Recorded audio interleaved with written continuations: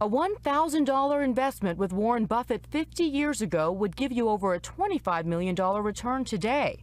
And at a time when the Treasury and the top firm on Wall Street turned to him for advice, we asked what advice he could give to all of us. What are the three things that the average American would take away? If it's too good to be true, it usually is. Always look at how much the other guy is making when he's trying to sell you something, and stay away from leverage. Nobody ever goes broke that doesn't owe money. A long, long time ago, a friend of mine said to me about leverage, he said, you know, if you're smart, you don't need it, and if you're dumb, you've got no business using it.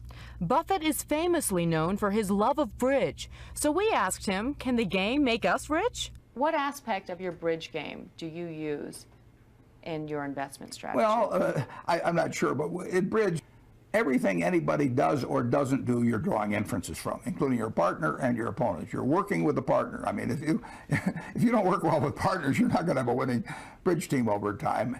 And everything you've learned from the past has some utility on the next hand you play, but the next hand is, you'll never play it. You've never played it before, and you'll never play it again in your life. But on the other hand, the problems you've solved in the past are useful in solving the problems there, and you have to keep paying attention all the time. I mean, you can't coast. Next up, college education. Is it worth the high price for struggling families?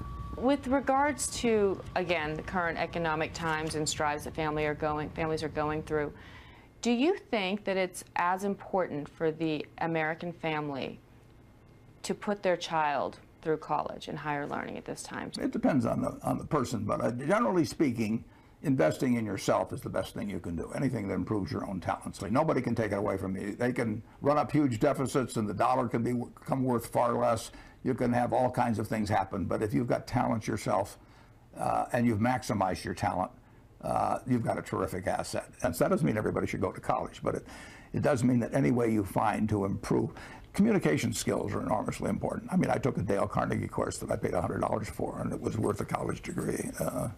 At least I thought it was. Maybe this interview will convince people otherwise. No, not at all. And while he'd be forced to deduct less from his charitable donations, the world's largest philanthropist is also breaking ranks with many of his fellow billionaires by supporting the president's stance on raising taxes. We need more taxes, too. If people are deterred from making a contribution because they only get a 28% deduction rather than a 35%, when they've had their capital gains only taxed at 15% against a much higher rate in the past, I would say that, you know, you're going to hear from people who say they're going to withdraw giving billions, who in the past have probably given $12.86 or something of the sort. So to you, this is it's semantics at this point. It's a red herring.